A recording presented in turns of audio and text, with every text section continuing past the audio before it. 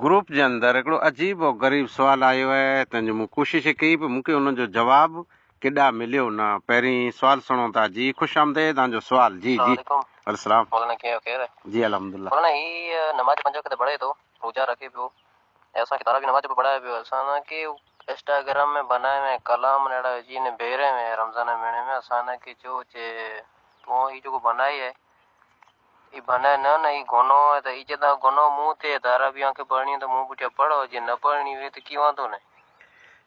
छाबुस छाबुस कीअं न थी हिनजो थोरो जवाब ॾिजां साईं। जवाब त सऊं सिधो आहे।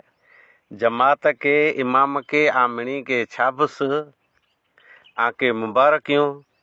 मोबाइल में चओ त इमाम साबला मातली जी अजरख ऐं आला कुकड़ कौरमा बत बिरयानी पुलाव सीरो सूजी सेवयूं इन मिणी जा फूटू हलाइया जहिड़ा रूह अहिड़ा ख़त्मा।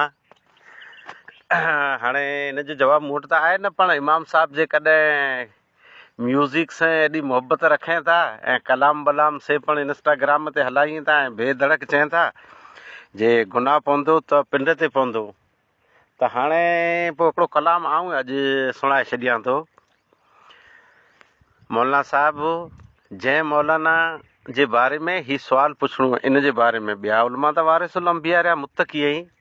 हिन मौलाना खे अर्ज़ु आहे, कलाम चवां थो त दुको तोला आंधो आहे दुको तोला आंधो आहे मन तोला मांधो आहे रोज़े में अचण जो मूंखे वांदो आहे मुला दुको तोला आंधो आहे ईद पुठिया पको तोसें फांदो आहे दुको तोला आंधो आहे।